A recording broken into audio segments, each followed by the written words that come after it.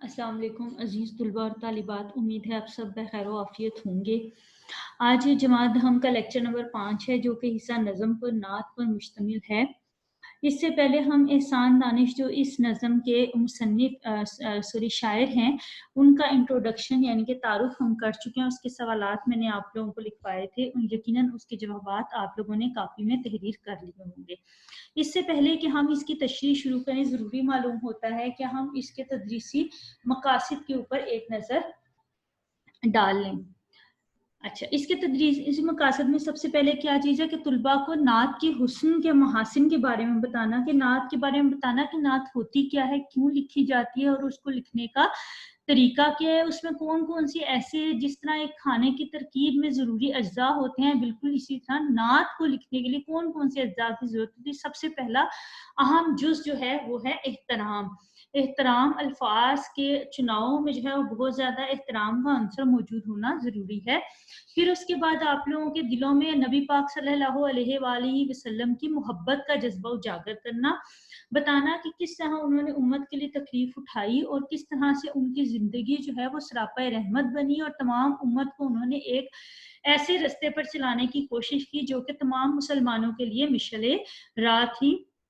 उसके बाद बताना कि नात सिन्फ़ सुख़न के लिहाज से शायरी में क्या उसकी अहमियत है और इसको लिखने कौन-कौन जो शायर हैं अच्छी नातें लिख चुके हैं। इसके अलावा एहसान दानिश के उसलूब से मैंने आप लोगों को पहले बताया कि किस किस्म का उनका उसलूब था और उससे मुतारिफ़ करवाया कि किस तरह से उन्होंने जो है वो अपना बचपन गुज़ारा, मुआशी हालात किस किस्म थे, किस तरह वो शायरी की तरफ आए। तो ये तमाम चीज़ें हम लोग इसके से पीछे पड़ चुके हैं। पहला शेर है, दो आलम का इमदादगार आ गया, अमीन आ गया है, अमीन आ गया, गमगुसार आ गया है। अच्छा, दो आलम से मुराद यहाँ पे ये दुनिया और अब्दी दुनिया जो कि इस दुनिया के बाद वाली ज़िंदगी है उसके बारे में ज़िक्र किया गया है।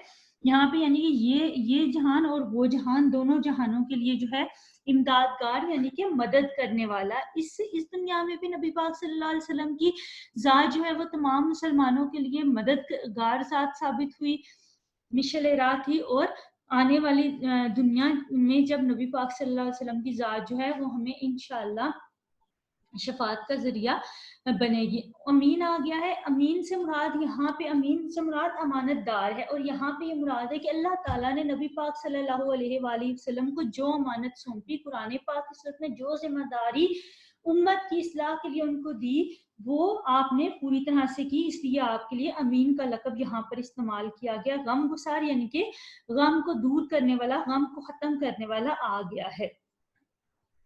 अब यहाँ पे हम थोड़े सा तशरीह की तरफ चलती हैं। अच्छा, इस नात में नबी पाक सल्लल्लाहु अलैहि वसल्लम की पैदाइश का जिक्र करते हुए एहसान दानिश के कि आप सल्लल्लाहु अलैहि वसल्लम दोनों जहानों के लिए हमारे लिए मददगार हैं। ये एक फ़ानी दुनिया है और दूसरी दुनिया आखिरत की दुनिया है जो कि हमेशा रहने वाली है।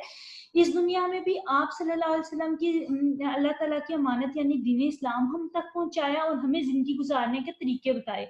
हमें खैर और शर के बारे में बताया, हमें नेकी और बदी के बारे में बताया, हमें ये बताया कि हम किस बॉर्डर लाइन कौन सा हमारी जो है वो हदूद है और अगर हम इन हदूद को क्रॉस करेंगे, हम इन हदूद से बाहर निकल जाएंगे तो हम एक अच्छे मुसलमान नहीं बन सकते। ठीक है, तो यहाँ पे अमानतदार और गमगुसार का लफ्ज इसीलिए इस्तेमाल किया गया है।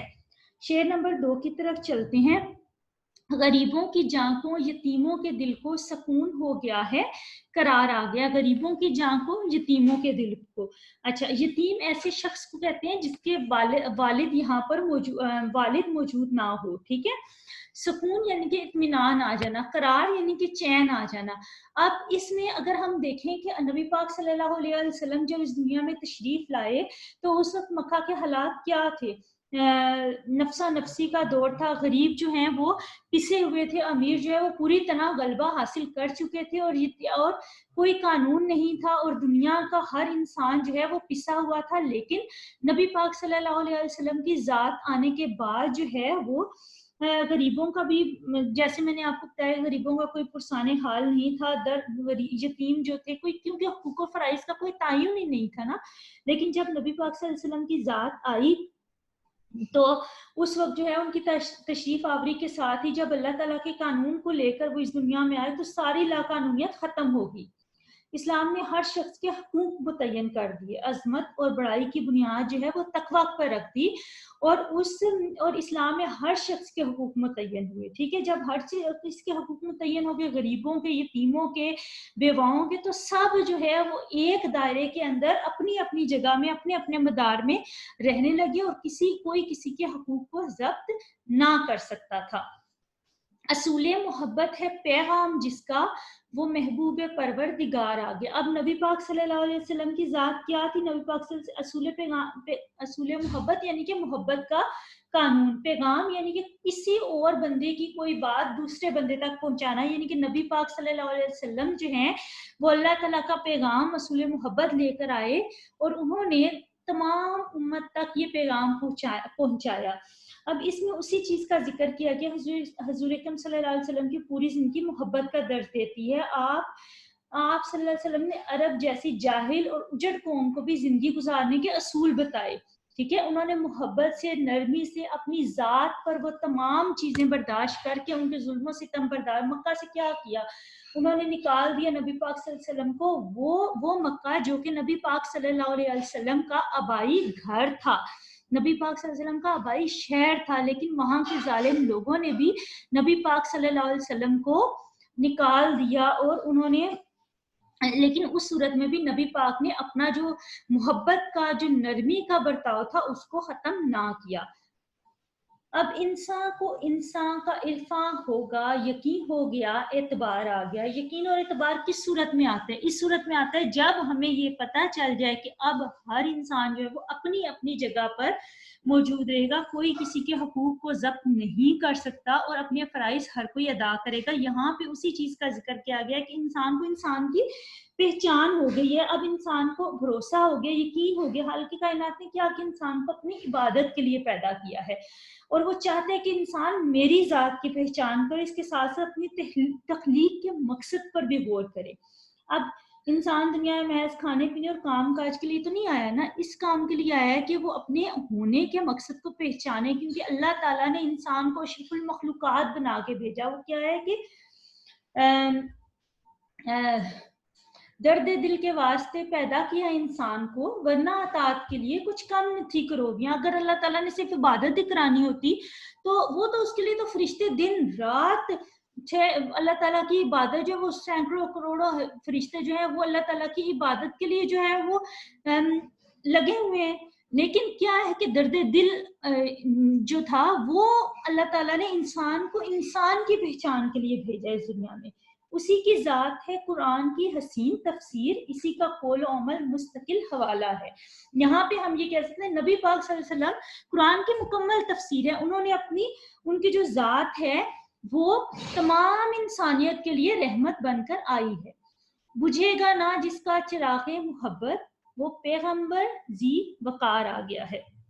اب اس کا 5واں شعر ہے کہ نبی پاک صلی اللہ علیہ وسلم کی جو ذات کا دیا ہے, جو چراغ محبت وہ روشن کر گئے ہیں, وہ رہتی دنیا تک قائم رہے گا. ٹھیک ہے, اور ان کا جو چراغ محبت ہے ذی وقار یعنی کہ عزت والا. اب یہاں پہ نبی پاک صلی اللہ علیہ وسلم دانش نے نبی پاک صلی اللہ علیہ وسلم کی آمد کا حال بیان کرتے ہوئے کہتے ہیں کہ اس دنیا میں وہ تشریف لا کر محبت اور الفت کا جو دیا انہوں نے روشن کیا وہ کبھی نہیں بجھے گا. پھر یہاں پہ شاعر کا ایک مقصد اور ہے کہ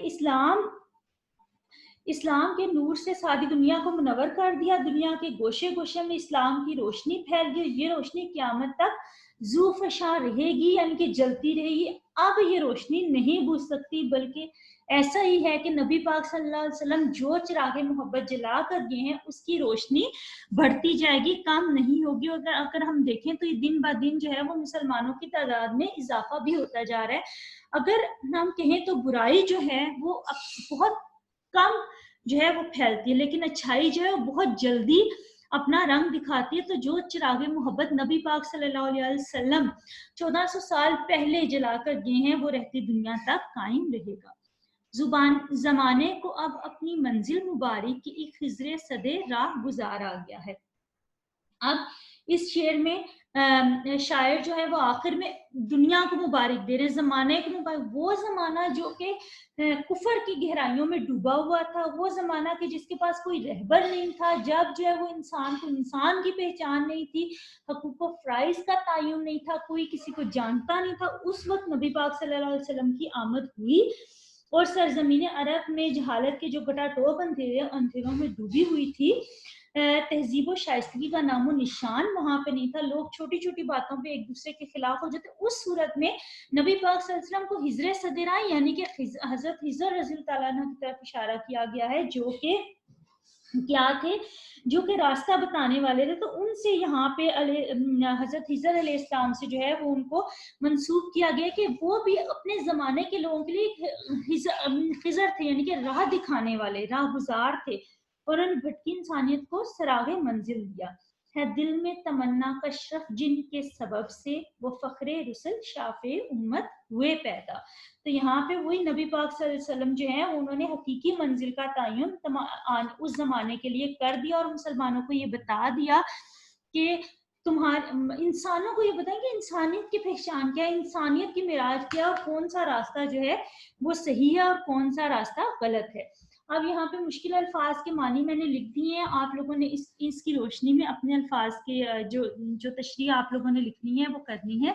दो आलम दोनों जहां, असूल मोहब्बत, मोहब्बत करने का तरीका, अमीन अमानतदार, महबूब प्यारा, इरफान शिनाख्त पहचान, चिराग मोहब्बत, मोहब्बत का दिया, खिजर, हजरत हिजर अलैहिस्सलाम से मुराद पैगंबर जो भूले भटकों को रास्ता दिखाते थे, ठीक है, रास्ता दिखाने वाले, इमदादगार मदद करने वाला, गम गुसार गम बांटने वाला, पैगाम किसी की बात दूसरे तक पहुंचाना, परवरदिगार पालने वाला, मुराद अल्लाह ताला, एतबार भरोसा, जी वकार मुअज़्ज़ज़ और बुलंद मर्तबे वाला। ये तमाम आपके मुश्किल अल्फाज हैं, इनके मानी आप लोगों ने साथ अपनी कॉपी पर तहरीर करनी है। अब अमली काम है, तमाम अशार की तशरीह लेक्चर सुन के आपने अपने अल्फाज में तहरीर करनी है, और तमाम मशकी सवालात जिनकी वजाहत तशरीह के दौरान की गई है वही मशकी सवालात हैं, कोई उसमें आपने ऐसी चीज नहीं लिखनी जो कि ना बताई गई हो। आपने एक दफा नज़म पढ़नी, एक दफा तशरीह सुनिए और इन सवालात के जवाबात आप लोगों ने अपनी कॉपी पर